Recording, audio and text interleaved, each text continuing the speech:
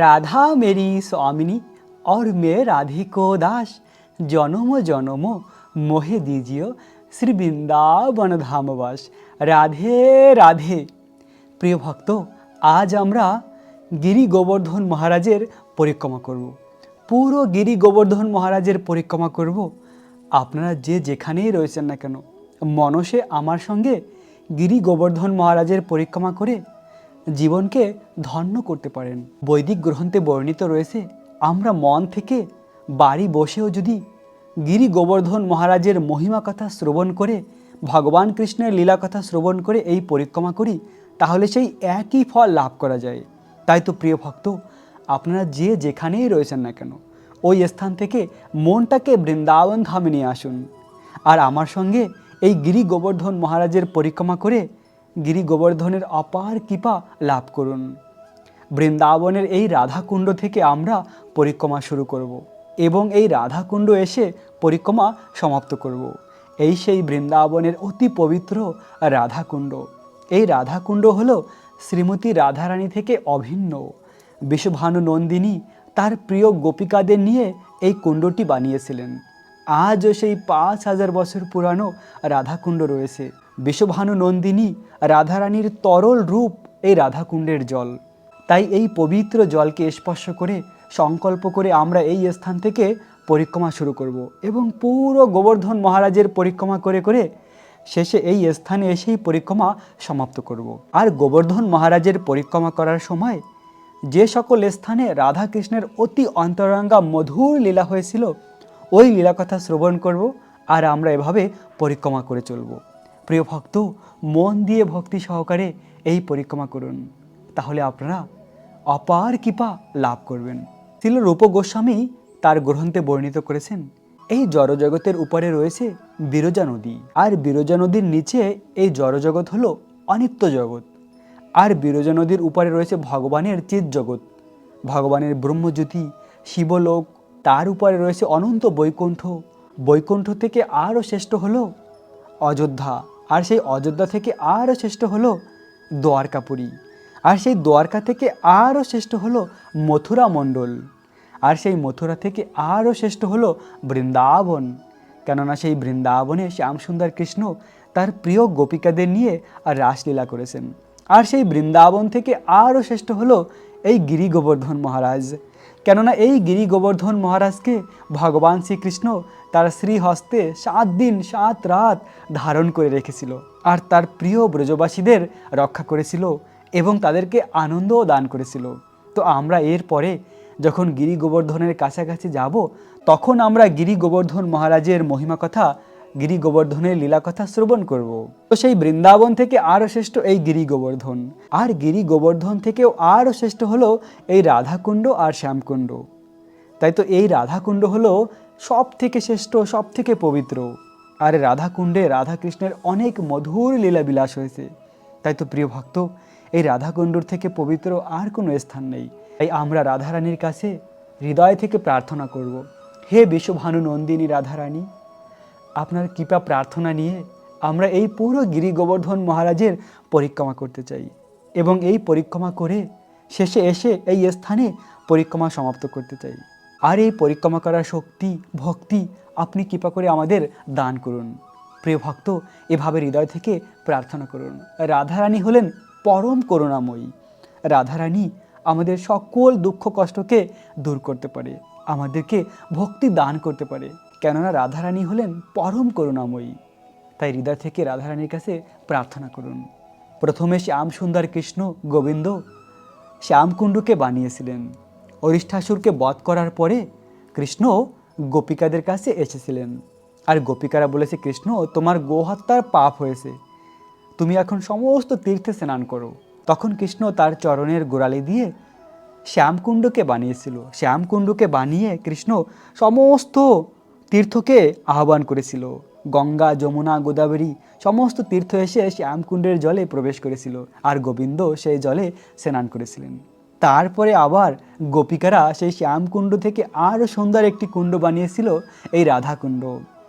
আর রাধাকুণ্ড বানিয়ে অবশেষে সেই শ্যামকুণ্ডের জল রাধাকুণ্ডে গিয়ে প্রবেশ করেছিল। প্রথমে রাধারানী ওই জলকে স্বীকার করতে চায়নি, তখন তীর্থরাজ স্বয়ং এসে রাধারানীর চরণে প্রার্থনা করেছিলেন, আর রাধারানীর কাছে প্রার্থনা করার মাধ্যমে রাধারানী রাজি হয়েছিলেন। তখন সেই শ্যামকুণ্ডের জল রাধাকুণ্ড গিয়ে প্রবেশ করেছিল, আর রাধাকুণ্ড তখন অপরূপ সুন্দর দেখাচ্ছিল।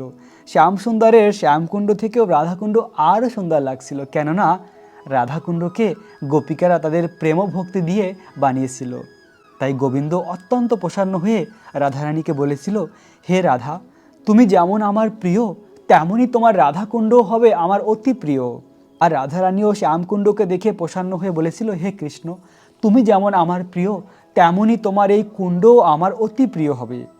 তাই তো সেই রাধাকুণ্ড আর শ্যামকুণ্ড থেকে এখন আমরা পরিক্রমা শুরু করব, আর অপরূপ সুন্দর মধুর লীলাকথা শ্রবণ করব। বৃন্দাবনের এই ব্রজরজ, এ হলো গোপিকাদের চরণধূলি, শ্যামসুন্দর কৃষ্ণের চরণধূলি। তাই তো বলা হয়, ধুলা তো নয় যেন গোপী পদরেণু, ধুলা মাখো মাখো রে, এই না ব্রজের ধুলা। এই বৃন্দাবনের এই ধুলা নয়, এ হলো গোপী পদরেণু, গোপিকাদের শ্রী চরণের রেণু। আর এই গোপিকাদের দুর্লভ পদরেণু যদি আমরা মস্তকে লাগাই, আমাদের অঙ্গে লাগাই, তাহলে আমরা কৃষ্ণ প্রেম লাভ করব। তো পরিক্রমা করতে করতে এখন আমরা এসে পৌঁছেছি বৃন্দাবনের কুসুম সরোবর। এই সেই বৃন্দাবনের মধুর লীলাস্থল কুসুম সরোবর। এই কুসুম সরোবরে প্রতিদিন দুপুরে রাধাকৃষ্ণ মিলিত হতো। রাধারানী তার প্রিয় শ্যামসুন্দরের জন্য মালা বানাতো কুসুম ফুল দিয়ে মালা বানিয়ে শ্যামসুন্দর কৃষ্ণকে পরাতো। আর কুসুম সরোবরের এই কুণ্ডটি স্বয়ং গোবিন্দ নিজে তার বাঁশি দিয়ে বানিয়েছিল, কৃষ্ণ তার বাঁশি দিয়ে বানিয়েছিল এই কুণ্ডটি। এবং অনেক মধুর লীলা রাধাকৃষ্ণের রয়েছে এই স্থানে কুঞ্জ রয়েছে। এই কুঞ্জে রাধাকৃষ্ণ একসঙ্গে বসে লীলা করত। একবার রাধারানী এই কুঞ্জের কুসুম ফুল চয়ন করছিল শ্যামসুন্দর কৃষ্ণের জন্য মালা বানানোর জন্য। আর ওই দিন কৃষ্ণ ওই গাছের ডালে লুকিয়েছিল, রাধারানী কৃষ্ণকে দেখতে পায়নি। আর রাধারানী তখন ওই কুসুম ফুল চয়ন করছিলেন, কিন্তু ওই ফুলগুলি একটু উঁচুতে রয়েছে, রাধারানী হাত পাচ্ছিল না। রাধারানী চেষ্টা করছিল ওই ফুলগুলি চয়ন করার জন্য, আর হঠাৎ করে ওই ফুলের ডাল নিচের দিকে নেমে আসে। আসলে শ্যামসুন্দর কৃষ্ণ ওই গাছের উপর থেকে তার চরণ ওই ডালের উপরে রেখেছিল, আর তখন ওই গাছের ডাল নিচের দিকে ঝুঁকে যায়। আর তখন রাধারানী খুব আরাম করে ধরে ওই ফুলগুলিকে চয়ন করছিল। আর ঠিক সেই সময় কৃষ্ণ তার চরণ ওখান থেকে উঠিয়ে ফেলে, আর ফুলের ডাল উপরের দিকে চলে যায়। রাধারানীও ফুলের ডালের সঙ্গে উপরে ঝুলতে থাকে। আর ওই দেখে কৃষ্ণ তার হাসিকে আর ধরে রাখতে পারেনি। বাকি পাশে গোপিকারা ছিল, তারাও আনন্দে উৎফুল্লিত হয়েছিল। আরেকবার শ্যামসুন্দর কৃষ্ণ রাধারানী কুসুম সরোবরে কুঞ্জে বসেছিল, আর সেই সময় বসন্ত ঋতু, মৃদু মৃদু হাওয়া, পাখি, ভ্রমর, ময়ূর, অপরূপ সুন্দর মধুর সেই সময়। আর তখন বৃন্দাবনের হাওয়ায় রাধারানীর কেশ খুলে যায়, রাধারানীর কেশগুলি তার মুখের সামনে চলে আসে, আর তার পদ্মের মতন মুখমণ্ডল কেশ দ্বারা আবৃত হয়েছিল। তখন শ্যামসুন্দর নিজে রাধারানীর কেশ বন্ধন করেছিল, কেশে সুন্দর বেনি বানিয়েছিল, আর কুসুম ফুল দিয়ে রাধারানীকে সাজিয়েছিল। রাধারানীর শৃঙ্গার করেছিল শ্যামসুন্দর কৃষ্ণ এই স্থানে। এছাড়াও আরও অনেক লীলা রয়েছে, কিন্তু আমরা এখন এই কুসুম সরোবর থেকে এগিয়ে যাব আরও আগে পরিক্রমার দিকে। প্রিয় ভক্ত, এইভাবে আমরা এই মধুর বৃন্দাবন ধামের গিরি গোবর্ধন মহারাজের পরিক্রমা করে চলছি। আর গিরি গোবর্ধনের কাছে আমরা হৃদয় থেকেই প্রার্থনা করি, হে গোবর্ধন মহারাজ, আপনি কৃপা করে আমাদের ভক্তিকে গ্রহণ করুন। আমাদের হৃদয়ের সমস্ত অভিমান শূন্য করে আমরা এই পরিক্রমা করে আপনার কৃপার প্রার্থী, কৃপা ভিক্ষা করি। প্রিয় ভক্ত, গিরি গোবর্ধন খুব দয়ালু, কেননা এই গিরি গোবর্ধন হলো ভগবান শ্রীকৃষ্ণের হৃদয়। ভগবান শ্রীকৃষ্ণের হৃদয় থেকে গোলক বৃন্দাবনে এই গিরি গোবর্ধন মহারাজ প্রকাটিত হয়েছিল। আর কৃষ্ণ যখন এই ভৌতিক সংসারে লীলা করে, তখন কৃষ্ণ এই গোবর্ধন মহারাজকে তার সঙ্গে করে নিয়ে আসে তার লীলাবিলাসের জন্য। এভাবে গোবর্ধনের অপার মহিমা রয়েছে। বৃন্দাবনের সর্বশ্রেষ্ঠ ভক্ত ব্রজ গোপিকারাও এই গোবর্ধন মহারাজের গুণ মহিমা কীর্তন করেছিলেন। তারা বলেছিলেন, এই জগতের সর্বশ্রেষ্ঠ ভক্ত হলো গিরি গোবর্ধন। কেন না, এই গোবর্ধন মহারাজ সম্পূর্ণভাবে কৃষ্ণের সেবা করেছিল। গোবিন্দ যখন সকাল হলেই বৃন্দাবনের অরণ্যে চলে যেত গাভীদের নিয়ে গোচরণ লীলা করার জন্য। তখন কৃষ্ণ তার সখাদের নিয়ে, গাভীদের নিয়ে এই গোবর্ধনের তটে এসে লীলা করত। গোবর্ধন মহারাজ তখন কৃষ্ণের গাভী, কৃষ্ণের সখাদের প্রচুর পরিমাণে সেবা করেছে। কিভাবে না, গোবর্ধন তার ঝর্ণার জল কৃষ্ণের সখাদের, গাভীদের প্রদান করতেন। তার উপরে যে গাছ রয়েছে সেই গাছের মিষ্টি ফল সখাদের প্রদান করতেন। এবং গোবর্ধনের তলাটিতে অনেক সুন্দর ঘাস হতো, সেই ঘাস কৃষ্ণের গাভীরা খেয়ে পুষ্ট হতো, সুগন্ধিত দুধ প্রদান করত। এভাবে প্রচুর পরিমাণে গোবর্ধন মহারাজ কৃষ্ণের সখাদের, গাভীদের সেবা করেছেন। তাই তো ব্রজ গোপিকারা বলেছেন এভাবে, দেখো দেখো সখী, ওই গোবর্ধন কত ভাগ্যবান, কিভাবে কৃষ্ণের সান্নিধ্য লাভ করলেন। পুরো দিন কৃষ্ণ গোবর্ধনের তলাটিতে লীলা করে। আমরা কৃষ্ণকে এক পলক দর্শন করার জন্য আকুল হয়ে থাকি। আর গোবর্ধনের কত ভাগ্য, পুরো দিন কৃষ্ণের অপরূপ সুন্দর মুখমণ্ডলকে দর্শন করার সৌভাগ্য লাভ করেছে। ঐকান্তিক সেবা দিয়ে কৃষ্ণকে প্রসন্ন করেছে। এভাবে ব্রজ গোপিকারাও গোবর্ধন মহারাজের গুণমহিমা কীর্তন করেছে। এই রাস্তা দিয়েই এভাবে আমি গিরি গোবর্ধন মহারাজের পরিক্রমা করে চলছি। আমরা এই সুন্দর বৃন্দাবনের পরিক্রমা মার্গ দিয়ে গিরি গোবর্ধন মহারাজের পরিক্রমা করে চলছি।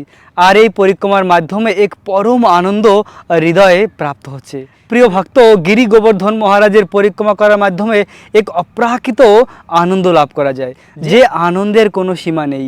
আসলে গিরি গোবর্ধন মহারাজ এত দয়ালু, ভক্তের হৃদয়ে অপ্রাকৃত আনন্দ প্রদান করে। গিরিরাজ মহারাজের কৃপার মাধ্যমে ভক্ত এই পরিক্রমা করে তার হৃদয়ের সমস্ত অভিলাষকে পূর্ণ করতে পারে।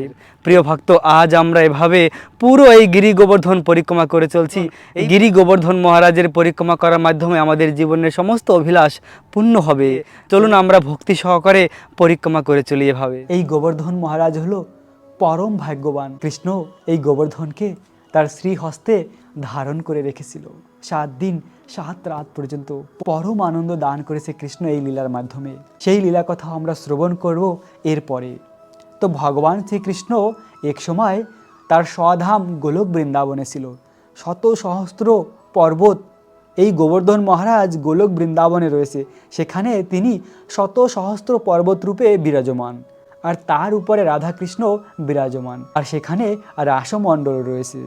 আর সেই রাসমণ্ডলে একবার রাধারানীকে গোবিন্দ কৃষ্ণ বলেছিলেন, হে রাধা, আমাদের ভৌতিক সংসারে লীলা করার সময় হয়েছে, তুমিও আমার সঙ্গে চলো।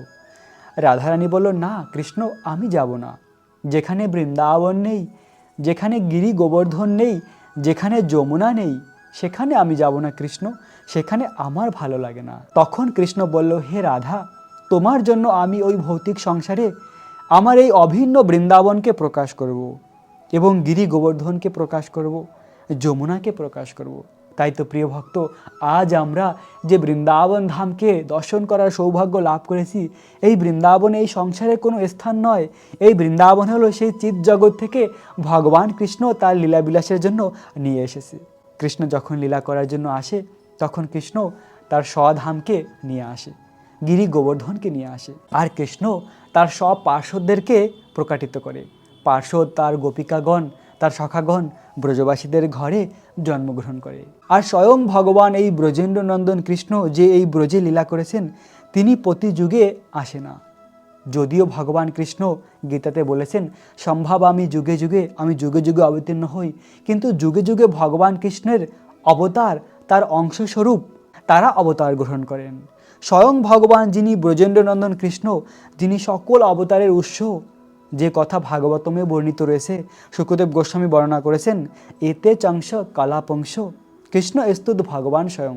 শুকদেব গোস্বামী ভগবানের 24 অবতারের কথা বর্ণনা করার পরে বলেছেন, এই সমস্ত অবতার হলেন ভগবান শ্রীকৃষ্ণের অংশ কলা, কিন্তু কৃষ্ণ হলেন স্বয়ং ভগবান। যে ব্রজের কৃষ্ণ, যশোদা মায়ের পুত্র কৃষ্ণ, তিনি হলেন স্বয়ং ভগবান। আর সেই স্বয়ং ভগবান কৃষ্ণ প্রতি যুগে যুগে অবতীর্ণ হন না। কৃষ্ণের পুরুষ অবতার তারা অবতীর্ণ হন, কিন্তু যশোদা মায়ের পুত্র কৃষ্ণ ব্রহ্মার একদিনে একবার অবতীর্ণ হন। ব্রহ্মার একদিন কতটা লম্বা না, সত্য, ত্রেতা, দাপর, কলি, এই 4টি যুগে একটি দিব্যযুগ। এভাবে 1000 দিব্যযুগে ব্রহ্মার একদিন হয়। আর সেই ব্রহ্মার একদিনে স্বয়ং ব্রজেন্দ্রনন্দন কৃষ্ণ, যিনি হলেন সমস্ত অবতারের উৎস, তিনি একবারই অবতরণ গ্রহণ করেন। যখন তিনি অবতার গ্রহণ করেন তখন তিনি তার সব পার্শ্বদ, তার মাতা পিতা, এই বৃন্দাবন ধাম, গিরি গোবর্ধন মহারাজ সকলকে প্রকাশিত করেন। তাই তো আমরা কত ভাগ্যবান, এই বৃন্দাবনের গিরি গোবর্ধনের পরিক্রমা করার সুযোগ পেয়েছি। যে গোবর্ধন ভগবান শ্রীকৃষ্ণের হৃদয়, আহা, এই ভাগ্যের কোনো শেষ নেই। তো এভাবে রাধারানীর কৃপার মাধ্যমেই এই সংসারে আমরা গোবর্ধন মহারাজকে পেয়েছি, বৃন্দাবন ধামকে পেয়েছি। তাই সমস্ত করুণার উৎস হলেন রাধারানী। তাই তো বলা হয়, রমণীর শিরোমণি বিশ্বভানু নন্দিনী, বিশ্বভানু নন্দিনী রমণীর শিরোমণি। ভক্তিবিনোদ ঠাকুর গেয়েছেন, সমস্ত রমণী, সমস্ত বোজাঙ্গনার মধ্যে শিরোমণি হলেন বিশ্বভানু নন্দিনী রাধারানী, অষ্টসখীর শিরোমণি রাধারানী, কৃষ্ণ বিনোদিনী রাধারানী, কৃষ্ণ মন মোহিনী রাধারানী। সেই রাধারানীর কৃপায় আমরা এই গোবর্ধন মহারাজকে পেয়েছি। আর সেই রাধারানীর স্মরণ করার মাধ্যমে ভববন্ধন থেকে মুক্ত হওয়া যায়। প্রিয় ভক্ত, প্রতিদিন রাধা কৃষ্ণকে স্মরণ করুন। ভগবান কৃষ্ণ বলেছেন, সততাম কীর্তয়ন্ত মাম, সবসময় আমাদের কৃষ্ণকে স্মরণ করা উচিত, রাধা কৃষ্ণকে।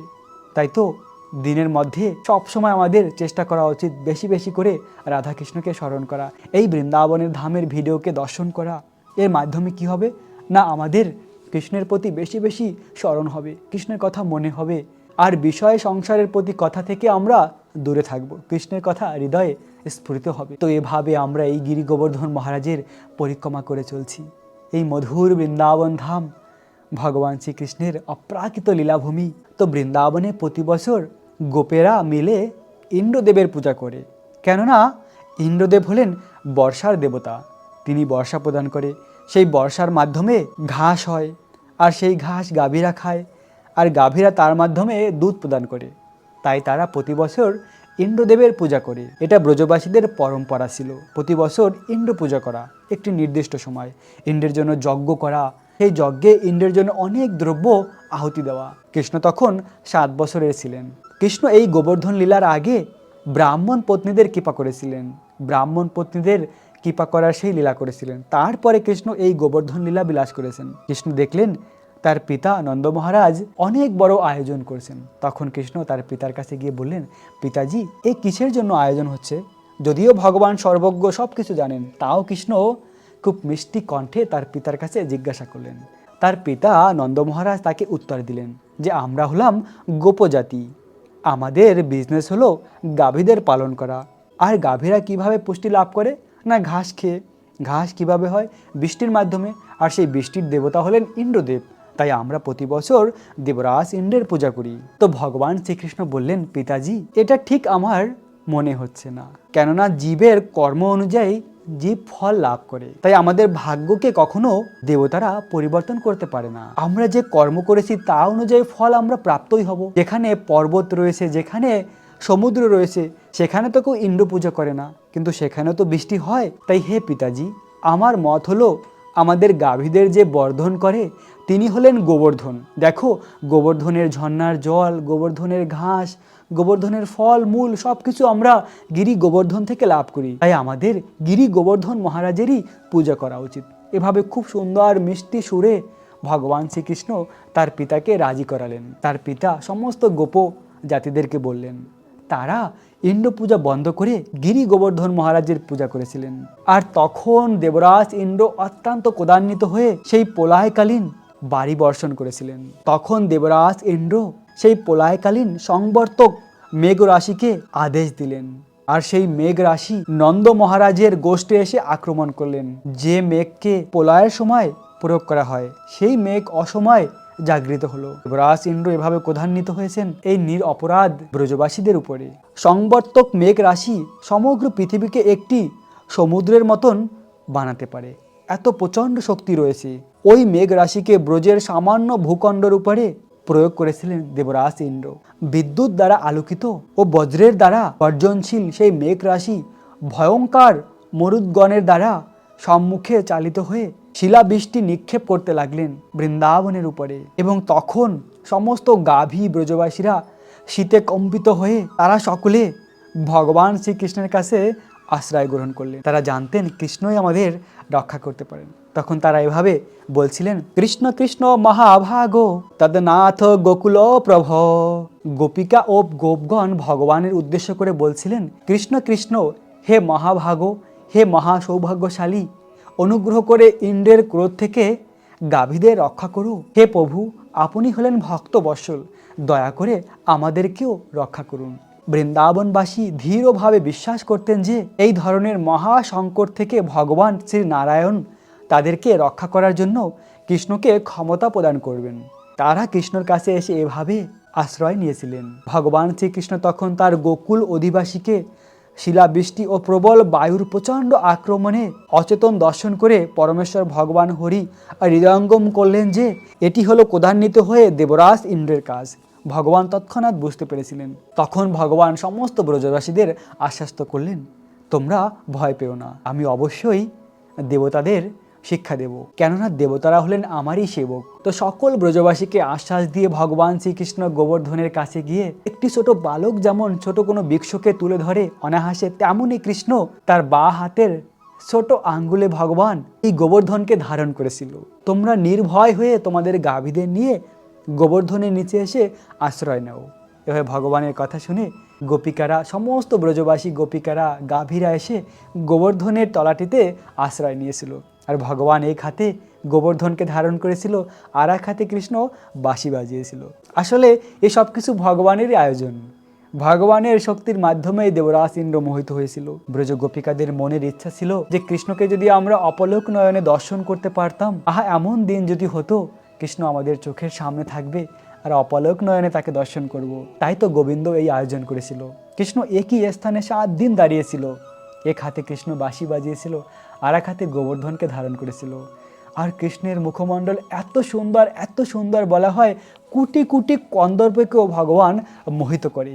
এমনকি কামদেবও ভগবানকে দেখে মোহিত হয়ে যায়। আর সেই অপরূপ সুন্দর কোটি কন্দর্পকে মোহিত করা মদনমোহন কৃষ্ণকে দর্শন করে গোপিকারা পরম আনন্দ লাভ করেছিল। তারা অপলক নয়নে গোবিন্দকে দর্শন করেছিল। তাদের অভিলাষ ভগবান পূর্ণ করেছে।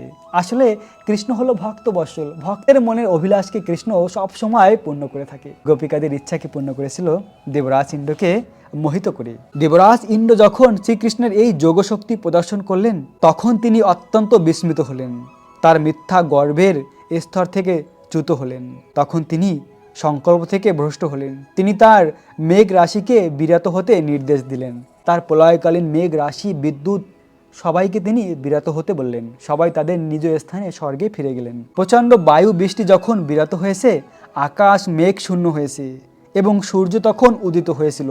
আর এভাবে গিরি গোবর্ধনের উত্তোলনকারী ভগবান শ্রীকৃষ্ণ সমস্ত ব্রজবাসীদের বলেছিলেন, তোমরা এখন ঘরে ফিরে যাও, এখন সংকট সমাপ্ত হয়েছে। এভাবে কৃষ্ণের কথা শ্রবণ করে তারা সকলে নিজ নিজ গাভী, সকল কিছু নিয়ে তারা নিজ গৃহে ফিরে গেলেন। তারপরে যে সকল ভক্তরা যেভাবে কৃষ্ণের সঙ্গে রসে যুক্ত ছিলেন, তারা সেইভাবে তাকে প্রেম দেখিয়েছিলেন। যশোদা রোহিণী নন্দ রামস্য বলিনম্বরা কৃষ্ণ আলিঙ্গনম যুজরাশি স্নেহ কাতরা। অর্থাৎ মা যশোদা, মাতা রোহিণী, নন্দ মহারাজ ও মহান বলশালী বলরাম সকলে কৃষ্ণকে আলিঙ্গন করলেন। স্নেহ বশীভূত হয়ে তারা তাকে আশীর্বাদ প্রদান করলেন এবং অন্যান্য গোপিকারা, গোপেরা তাদের সেই রস অনুযায়ী কৃষ্ণের গুণগান করেছিলেন। এরপরে সমস্ত গোপিকারা আনন্দের সহকারে গাভীদের নিয়ে ঘরে ফিরে গেলেন। আর তখন কৃষ্ণ বৃন্দাবনের এই স্থান হলো বৃন্দাবনের গোবিন্দ কুণ্ড। এই কুণ্ডে একটি বৃক্ষের নিচে কৃষ্ণ বসেছিল, কেননা কৃষ্ণ জানতো যে দেবরাজ ইন্দ্র আসবে। আর কৃষ্ণ চাইল না সকলের সামনে ইন্দ্রকে অপমানিত করা। ভগবান কত ভাবে ভক্তের কথা, দেখুন ভগবান কত দয়ালু। কেননা দেবরাজ ইন্দ্রের একটি সম্মান রয়েছে, তিনি দেবতাদের রাজা, তিনিও ভগবানের ভক্ত। তাই ভগবান চাইলেন না সকলের সামনে দেবরাজকে অপমানিত করা হয়। তাই কৃষ্ণ একলা একটি স্থানে বসেছিল, গোবিন্দকুণ্ডের ঠিক এই স্থানে। তখন দেবরাজ ইন্দ্র কিভাবে তার সামনে যাবে, খুব লজ্জিত দেবরাজ। তখন স্বর্গের সুরভি গাভীকে নিয়ে এসেছিল। সুরভি গাভীকে সামনে রেখে সুরভি গাভীর ল্যাজ ধরে পিছে পিছে করে ইন্দ্রদেব এসেছিল, আর ঠিক এই স্থানে এসে ভগবানের কাছে প্রার্থনা করেছিল। কৃষ্ণ তখন গাভীকে দেখে অতি প্রসন্ন হয়েছিল। ভগবান কৃষ্ণ ব্রাহ্মণ আর গাভীকে খুব ভালোবাসে। তখন কৃষ্ণ দেখতে পেলেন যে সুরভি গাভীর পিছনে দেবরাজ ইন্দ্র খুব লজ্জিত হয়ে দাঁড়িয়ে রয়েছে। আর তখন তিনি ভগবানের প্রার্থনা করলেন, হৃদয় থেকে তিনি প্রার্থনা করলেন, আর দেবরাজের প্রার্থনায় ভগবান কৃষ্ণ প্রসন্ন হয়েছিলেন। এই গোবিন্দকুণ্ডের এই স্থানেই দেবরাজ ইন্দ্র স্বর্গের গঙ্গার জল সুরভি গাভীর দুধ দিয়ে ভগবান কৃষ্ণের অভিষেক করেছিলেন। অনেক সুন্দরভাবে আয়োজিত হয়েছিল সেই অভিষেকের, এবং সেই অভিষেকের জল হলো এই গোবিন্দকুণ্ডের জল। এই গোবিন্দকুণ্ডের জল ভগবান শ্রীকৃষ্ণের চরণামৃত। এভাবে ভগবান শ্রীকৃষ্ণের অভিষেকের পরে ভগবান কৃষ্ণের একটি মধুর নাম দিয়েছিল, ওই নাম হলো গোবিন্দ। এই গোবিন্দ নাম দেবরাজ ইন্দ্র রেখেছিলেন। আর এই স্থানে ভগবানের অভিষেকের পরে সেই জল আজও রয়েছে। এই জলকে আমাদেরকে পান করা উচিত। যখনই আমরা গিরি গোবর্ধন মহারাজের পরিক্রমা করব, যেহেতু এখন আমরা গিরি গোবর্ধনের পরিক্রমা করে চলছি, তাই আমাদের উচিত এই জলকে মন থেকে স্পর্শ করা এবং পান করা। কৃষ্ণের চরণামৃত পান করলে কি হয় না, অকাল মৃত্যু হয় না, কৃষ্ণ প্রেম লাভ হয়, আর হলো ভগবানের ভক্তি প্রাপ্ত হওয়া যায়। ভগবানের চরণামৃতে এত শক্তি রয়েছে। এই চরণামৃত প্রতিদিন পান করলে রোগমুক্ত হওয়া যায়, অকাল মৃত্যু হয় না, ভগবানের ভক্তি লাভ করা যায়, আর ভগবত ধামে গমন করা যায়। এরকম মহিমা রয়েছে ভগবান শ্রীকৃষ্ণের চরণামৃতের। এই গোবিন্দকুণ্ডের এই স্থানে ভগবানের এক মহান ভক্ত মাধবেন্দ্র পুরী, তিনিও একবার ভগবানের দর্শন লাভ করেছিল। ভগবান গোপাল অনেক অনেক দিন ধরে অপেক্ষা করেছিল যে আমার শুদ্ধ ভক্ত মাধবেন্দ্র পুরী কবে ফিরে আসবে, কেননা ভগবান তার শুদ্ধ ভক্তের সেবা গ্রহণ করতে চায়। তো একদিন মাধবেন্দ্র পুরী বৃন্দাবনে এসে গোবর্ধন মহারাজের পরিক্রমা করছিলেন। দেখুন প্রিয় ভক্ত, ভগবানের শুদ্ধ ভক্ত মাধবেন্দ্র পুরীও এই গোবর্ধন মহারাজের পরিক্রমা করেছিল। তো এভাবে মাধবেন্দ্র পুরী পরিক্রমা করে করে তখন তিনি ক্লান্ত হয়ে পড়েন, আর গোবিন্দকুণ্ডের এই স্থানে তিনি বিশ্রাম করেছিলেন। আসলে মাধবেন্দ্র পুরী কারো কাছে কিছু চেয়ে খেত না। যদি কিছু তাকে কেউ প্রদান করে তাহলে তিনি আহার করে, না হলে তিনি আহার করে না, কখনো কিছু চায় না। তো এভাবে ক্লান্ত হয়ে এই স্থানে একটু ঘুমিয়ে পড়েছিল এই গোবিন্দকুণ্ডের এই বটবৃক্ষের নিচে। তখন স্বয়ং ভগবান কৃষ্ণ ব্রজেন্দ্র নন্দন তার হাতে করে একটি মাটির পাত্রে দুধ নিয়ে এসেছিল, আর সেই দুধ মাধবেন্দ্র পুরীকে দিয়েছিল। আর মাধবেন্দ্র পুরী সেই অপ্রাকৃত দুধ পান করেছিল। দুধ পান করে আর বালকটি বলেছিল, আমি এখন যাচ্ছি, একটু পরে এসে এই পাত্র নিয়ে যাব। তো মাধবেন্দ্র পুরী ওই অপ্রাকৃত চিৎ জগতের দুধকে পান করে এত সুস্বাদু ছিল সেই দুধ, তখন তিনি আবার একটু ঘুমিয়ে পড়েছিল। তখন স্বপ্নে স্বয়ং ভগবান গোপাল এসেছিল। গোপাল এসে বলছিল, হে মাধব, এই স্থানে বনের মধ্যে আমার বিগ্রহ পড়ে আছে, কেননা একসময় আমার পূজারী জবনদের ভয়ে আমার বিগ্রহকে এখানে লুকিয়ে রাখে, আর সেই থেকে আমি এখানে রয়েছি। তুমি আমাকে এখান থেকে উদ্ধার করো এবং আমাকে এই গোবর্ধনের উপরে মন্দির বানিয়ে পূজা করো। তো স্বপ্ন পেয়ে মাধবেন্দ্র পুরী ঘুম থেকে উঠে অজর ধারায় কান্না করেছিল, আহা, আমি কৃষ্ণকে দর্শন করেও আমি চিনতে পারলাম না। তখন তিনি সেই স্বপ্ন অনুযায়ী ব্রজবাসীদের গিয়ে বলল, ব্রজবাসীদের নিয়ে ওই স্থানে গিয়ে সেই বিগ্রহ পেলেন। সেই বিগ্রহকে ওখান থেকে উঠিয়ে দুধ দই পঞ্চামৃত দিয়ে ভগবানের অভিষেক করলেন, আর গোবর্ধনের উপরে একটি মন্দির বানিয়েছিলেন। আজও সেই মন্দির রয়েছে।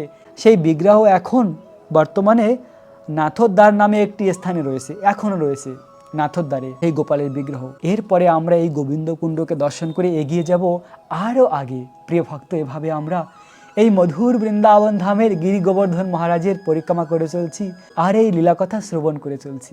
আসলে এই লীলাকথাই হলো আমাদের জীবনের একমাত্র আনন্দ লাভ করার উৎস। তাই তো ব্রজ গোপিকারা বলেছিল, হে ভগবান, তোমার কথামৃত হলো একমাত্র আনন্দের উৎস। কেননা কৃষ্ণ যখন বৃন্দাবন ছেড়ে মথুরা চলে যায়, তখন ব্রজ গোপিকারা ভগবানের কথামৃত শ্রবণ করেই জীবন ধারণ করেছিল। ভগবান যে সমস্ত লীলা করেছে সেই লীলা কথা শ্রবণ করে, সেই লীলাস্থলকে দর্শন করে গোপিকারা জীবনকে অতিবাহিত করেছিল। আর তারা এভাবে গিয়েছিল, হে কৃষ্ণ, তব কথায় অমৃত তপ্ত জীবন। হে গোবিন্দ, তোমার কথামৃত হলো তপ্ত জীবন। আমাদের জীবনের একমাত্র বেঁচে থাকার উৎস তোমার কথামৃত। গোপিকারা কৃষ্ণ যাওয়ার পরে কিভাবে জীবন ধারণ করেছিল, একটি আশা নিয়ে। কৃষ্ণ যাওয়ার সময় বলেছিল আমি আবার ফিরে আসব। ওই যে বলেছিল কৃষ্ণ একটি শব্দ, আমি আবার ফিরে আসব, ওই আশা নিয়ে গোপিকারা বেঁচেছিল, ওই আশা নিয়ে তারা বেঁচেছিল। না হলে গোপিকারা প্রাণ ধারণ করতে পারে না। তাই গোপিকারা কখনো অচেতন হয়ে পড়ে যেত কৃষ্ণ বিরহে, কৃষ্ণের জন্য কান্না করে করে। এক একটি লীলাভূমিকে দেখে কৃষ্ণের কথাই মনে হতো। কিভাবে তারা কৃষ্ণকে ভুলে থাকবে? যে স্থানে তাকায় সেই স্থানেই কৃষ্ণের সেই মধুর লীলা কথা স্মরণ হয়ে যায়। কেননা ব্রজের প্রতিটি স্থানে গোবিন্দের লীলা রয়েছে। তাই তারা সর্বক্ষণ কৃষ্ণ বিরহে ক্রন্দন করত আর কৃষ্ণের কথা চিন্তা করত। তাই তো এই জগতের সর্বশ্রেষ্ঠ ভক্ত ব্রজ গোপিকারা। গোপিকাদের থেকে শ্রেষ্ঠ ভক্ত আর কেউ নেই। আর এই গোবর্ধন মহারাজও মহান ভক্ত ভগবানের। যেমন ভগবান শ্রীকৃষ্ণের হৃদয় এই গোবর্ধন মহারাজ কৃষ্ণ যখন ছিল তখন অনেক অনেক উঁচু ছিল। গোবর্ধনের ছায়া গিয়ে মথুরায় পড়ত। সেই গোবর্ধন আজ এতটা ছোট কিভাবে হলো? তার দুটি কারণ। একটি হলো পুলস্ত্য মুনির অভিশাপ। পুলস্ত্য মুনি একবার অভিশাপ দিয়েছিল, সেটি একটি কারণ। কিন্তু মহান আচার্যরা গোস্বামীরা বলেছেন গোবর্ধন হলো স্বয়ং ভগবানের হৃদয়। গোবর্ধন এই সংসারের কারো অভিশাপের দ্বারা প্রভাবিত নয়। কারো অভিশাপ গোবর্ধনকে প্রভাবিত করতে পারে না। আসলে কৃষ্ণ চলে যাওয়ার পরে কৃষ্ণ বিরহে গোবর্ধন প্রতিদিন একটু একটু করে নিচের দিকে চলে যায়। যদি কৃষ্ণ আবার ফিরে আসে তাহলে গোবর্ধন যেমনটি ছিল তেমনটি হয়ে যাবে। তাই আমাদের আজ কত সৌভাগ্য, আজও সেই গোবর্ধন রয়েছে বৃন্দাবনে। সেই গোবর্ধনকে দর্শন করার বিশেষ সুযোগ রয়েছে আমাদের। তো এভাবে আমরা এই গিরি গোবর্ধন মহারাজের পরিক্রমা করে করে গোবর্ধনের শ্রীচরণ, এই স্থান গোবর্ধন মহারাজের দুটি শ্রীচরণকে দর্শন করে এগিয়ে যাব আরও আগের দিকে। পরিক্রমা করে চলছি প্রিয় ভক্ত। এই স্থানে সুরভি কুঞ্জও রয়েছে। সুরভি কুঞ্জ হলো ওই স্থান যে স্থানকে বলা হয় অপরাধ ভঞ্জন স্থান। অপরাধ থেকে মুক্ত হওয়া যায় এই স্থানে বসে কৃষ্ণ নাম জপ করার মাধ্যমে। কেননা প্রথমে দেবরাজ ইন্দ্র স্বর্গ থেকে এসে সুরভি গাভীকে নিয়ে এই স্থানেই নেমেছিল। এই স্থানে তিনি প্রথমে নেমেছিল, তাই এই স্থানের নাম হয় সুরভি কুণ্ড। এই সুরভি কুণ্ডের এই স্থানে ভজন করলে অপরাধ থেকে মুক্ত হওয়া যায়। এবং এর আগে রয়েছে সিদামশকার গুহা। এই স্থানে গোবর্ধনের নিচে একটি বৃহৎ গুহা রয়েছে। ভগবান কৃষ্ণ যখন বৃন্দাবন ছেড়ে মথুরায় চলে যায়, বৃন্দাবন পরিত্যাগ করে, তারপরে তার সখারাও অত্যন্ত কৃষ্ণ বিরহে ছিল। তো কৃষ্ণের এক সখা সিদামশকা, আর এই সিদামশকা তখন কৃষ্ণ বিরহে গোবর্ধনের গুহার মধ্যে প্রবেশ করেছিল। এই স্থানে আজও সেই গুহা রয়েছে। আর যখন সেই কৃষ্ণ আবার এই কলিযুগে ভক্তরূপে এসেছেন তখন সেই সিদামশকা এই গুহা থেকে বেরিয়ে এসেছিল। ভগবান কৃষ্ণ ব্রজেন্দ্রনন্দন কৃষ্ণ যেমন ব্রহ্মার একদিনে একবার এই সংসারে এসে লীলা করে, তেমনি কৃষ্ণ যখন এই লীলা সমাপ্ত করে যথেষ্ট বিহারী কৃষ্ণ করেন অন্তর্ধ্যান। অন্তর্ধ্যান করিয়া চিত্তে করেন বিচার। তার সমস্ত মথুরা দ্বারকা সমস্ত লীলা সমাপ্ত করে কৃষ্ণ যখন তার স্বধামে চলে যায় তখন কৃষ্ণ বিচার করে। কি বিচার করে না, চিরকাল নাহি করি প্রেম ভক্তি দান, ভক্তি বিনা জগতের নাহি তো স্থান। কৃষ্ণ চিন্তা করলো আমি এত উন্নত ব্রজের লীলা বিলাস করেছি, এই কৃষ্ণ প্রেম কি করে বদ্ধ জীবেরা লাভ করবে? আমি চিরকাল তো এই প্রেম দান করি না, তাহলে কি করে আমার এই ব্রজ বৃন্দাবনে জীবেরা ফিরে আসবে? তাই কৃষ্ণ আবার চিন্তা করলো আমি নিজে ভক্তরূপে গিয়ে সকলকে শিক্ষা প্রদান করব। তাই সেই ব্রজের কৃষ্ণ আবার এই কলিযুগে ভক্তরূপে অবতীর্ণ হয়েছেন। ব্রজের সমস্ত পার্শ্বদেরকে নিয়ে মায়াপুরের নবদ্বীপ ধামে অবতীর্ণ হলেন। আর গোবিন্দ কৃষ্ণ তিনি সেই ব্রজের দুর্লভ প্রেম দান করলেন। ভগবান এত করুণাময়ী, ভগবান কৃষ্ণ সেই ব্রজের অমৃতময় রতনকে দান করেছে। শাস্ত্রে বর্ণিত রয়েছে গোলকেরও প্রেমধন হরিনাম সংকীর্তন। সেই গোলক বৃন্দাবনের প্রেমধন ভগবান শ্রীকৃষ্ণের নিত্যধাম গোলক বৃন্দাবন। সেই গোলক বৃন্দাবনের সব থেকে মূল্যবান প্রেমধন কি? সেই প্রেমধন হলো হরে কৃষ্ণ কৃষ্ণ কৃষ্ণ হরে হরে, হরে রাম রাম রাম হরে হরে। এই মহামন্ত্র হলো সেই গোলক বৃন্দাবনের প্রেমধন, যে প্রেমধন স্বয়ং ভগবান এই ভক্তরূপে নিয়ে এসেছেন আর সকলকে অকাতরে বিলীন করেছেন।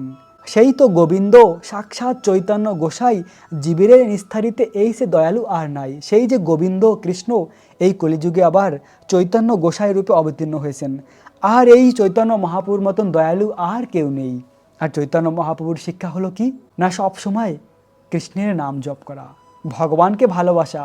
চৈতন্য মহাপ্রভু ব্রজ গোপিকাদের প্রেমের প্রতি ঋণী ছিল, তাদের প্রেমের ঋণ শোধ করার জন্য এই ভক্তরূপে অবতীর্ণ হয়েছেন আর সকলকে কৃষ্ণ প্রেম দান করার জন্য। তাই তো চৈতন্য মহাপ্রভু ভক্তরূপে এসে তিনি গোপিকাদের মহিমা প্রকাশ করেছেন যে এই জগতের সর্বশ্রেষ্ঠ ভক্ত হলো ব্রজবধূরা, ব্রজ গোপিকারা। এই ব্রজ গোপিকাদের পদাঙ্গ অনুসরণ করে ভক্তি করলেই কৃষ্ণকে লাভ করা যায়। গোপী পদ কমল দাস ও দাস ও দাস ও অনুদাস, গোপিকাদের চরণের দাসের দাসের অনুদাস হয়ে ভক্তি করার মাধ্যমেই কৃষ্ণকে প্রাপ্ত হওয়া যায়। ভগবান শ্রীকৃষ্ণ থেকে ব্রহ্মাজি, ব্রহ্মাজি থেকে নারদমুনি, নারদমুনি থেকে ব্যাসদেব, এভাবে এই ব্রহ্ম মাধ্যম গৌড়ীয় সম্প্রদায়। আর এই গৌড়ীয় সম্প্রদায় চৈতন্য মহাপ্রভু গৌড়ীয় সম্প্রদায়ের মহান আচার্য গুরু। তারই এই পরম্পরা ধারার মাধ্যমে স্বরূপ গোস্বামীগণ, গৌরকিশোর বাবাজি মহারাজ, ভক্তি সিদ্ধান্ত সরস্বতী ঠাকুর, শিল প্রভুপাদ, অভয় চরণারবৃন্দ ভক্তি বেদান্ত স্বামী প্রভুপাদ, যিনি এই জগতের সমস্ত স্থানে ভগবান শ্রীকৃষ্ণের বাণী প্রচার করেছেন। চৈতন্য মহাপ্রভু ভবিষ্যৎবাণী করেছেন, পৃথিবীতে আসে যত নগর আদি গ্রাম, সর্বত্র প্রচার হইবে মোর এই নাম। আর ভগবানের এই মনের অভিলাষ, তার ইচ্ছাকে পূর্ণ করেছেন তার সেনাপতি ভক্ত শিল প্রভুপাদ, যিনি এই জগতের সর্বত্র প্রচার করেছেন, জগতের সমস্ত স্থানে, এবং সুন্দর একটি কৃষ্ণ ভাবনামিত সংগঠন তৈরি করেছেন যার নাম হলো ইসকন। আসলে ইসকন হলো আন্তর্জাতিক কৃষ্ণ ভাবনামিত সংঘ, সমস্ত স্থানে ভগবান কৃষ্ণের বাণী প্রচার করাই কাজ। ইসকন হলো গৌড়ীয় মাধ্যম ব্রহ্ম সম্প্রদায়, চৈতন্য মহাপ্রভুর পরম্পরা ধারায়। তাই সঠিক পরম্পরাকে গ্রহণ করে আমাদের ভগবানের ভক্তি করা উচিত, তাহলে ওই গোপীপদ কমল দাস ও দাস ও অনুদাস হওয়া যাবে। আমরা যদি লিঙ্ক করি তাহলে আমরা দেখতে পাই ব্রজ গোপিকাদের চরণের অনুগত এই স্বরূপ গোস্বামী প্রভুরা, তাদের অনুগত গুরু পরম্পরা শিল প্রভুপাদ, এর মাধ্যমে আমরা গোলক বৃন্দাবন প্রাপ্ত হতে পারি সঠিক জায়গা থেকে দীক্ষা গ্রহণ করার মাধ্যমে। তো সেই ব্রজের কৃষ্ণ আমাদেরকে কৃষ্ণ প্রেম দান করার জন্য এই কলিযুগে ভক্তরূপে অবতীর্ণ হয়েছেন। যখন কৃষ্ণ অবতীর্ণ হয়েছেন ভক্তরূপে, তার ভাই বলরাম নিতাই রূপে অবতীর্ণ হয়েছেন। আর সেই নিত্যানন্দ প্রভু একবার বৃন্দাবনে এসেছিলেন, কেন না সিদাম সখাকে নবদ্বীপে নিয়ে যাওয়ার জন্য। নিত্যানন্দ প্রভু জানে যে সিদাম সখা এই গুহার মধ্যে রয়েছে, তখন এসে নিত্যানন্দ প্রভু সিদাম সখাকে ডেকেছিল। আর সিদাম তখন শুনতে পেয়েছিল, সিদাম সখার কর্ণে সেই ডাক পৌঁছেছিল, কেননা নিত্যানন্দ প্রভু অপ্রাকৃত সেই বলরাম তখন সিদাম সখা গোবর্ধনের গুহা থেকে বেরিয়ে এসেছিল। আর তখন সিদাম সখা নিত্যানন্দ প্রভুর রূপ দেখে চিনতে পারলো না, কেন না বলরাম হয়েছে এখন নিতাই এই কলিযুগে। তখন সিদাম বলল, তুমি যে আমার সেই বলরাম, আমি কি করে বিশ্বাস করব? আমি এই গোবর্ধন পরিক্রমা করব, যদি তুমি আমার সঙ্গে সঙ্গে পরিক্রমা করতে পারো তাহলে বুঝতে পারবো তুমিই আমার সেই বলরাম। তো সিদাম সখা এতই শক্তিশালী ছিল, মুহূর্তের মধ্যে 2 বার এই 22 কিলোমিটার পরিক্রমা করে নিয়েছে। আর তখন পরিক্রমা করে দেখছিল তার সামনে নিত্যানন্দ প্রভু রয়েছে, তখন বুঝতে পারলো এ কোনো মনুষ্য হবে না, এ স্বয়ং আমার প্রভু বলরাম। তখন বলরাম কি করলো, সিদাম সখাকে তার হাল দিয়ে ছোট করে ফেললো কলিযুগের মানুষের হিসাবে, কেননা সিদাম ছিল সেই দাপর যুগের। আর তখন এই সিদাম সখাকে হাল দিয়ে ছোট করে তার রূপকে পরিবর্তন করে দিল আর তাকে নবদ্বীপ ধামে নিয়ে আসলো। আর তখন এই সিদাম সখা নবদ্বীপ ধামে তার নাম হয় অভিরাম ঠাকুর। এভাবে এই মধুর লীলাবিলাস রয়েছে ভগবান শ্রীকৃষ্ণের। প্রিয় ভক্ত, এভাবে আমরা এই মধুর লীলা কথা শ্রবণ করতে করতে গিরি গোবর্ধন মহারাজের পরিক্রমা করে চলছি। পরিক্রমা করতে করতে ঠিক এই মুহূর্তে আমরা এসে পৌঁছেছি বৃন্দাবনের উদ্ধব কুণ্ড। এই সেই বৃন্দাবনের উদ্ধব কুণ্ড। আর এই উদ্ধব কুণ্ড হলো ভগবান শ্রীকৃষ্ণের পাটরানী মহিষী তাদের চোখের জল। উদ্ধব লতা পাতা হয়ে রয়েছে, কেন না ব্রজ গোপিকাদের চরণ রেণু লাভ করার জন্য। তাই তো বলা হয় ধুলা তো নয় যেন গোপী পদরেণু। এই বৃন্দাবনের ধুলা গোপিকাদের পদরেণু। আর এই গোপিকাদের পদরেণু লাভ করার জন্য ব্রহ্মাজিও নিজেকে বার্সনা গ্রামে পাহাড় রূপে বানিয়েছে।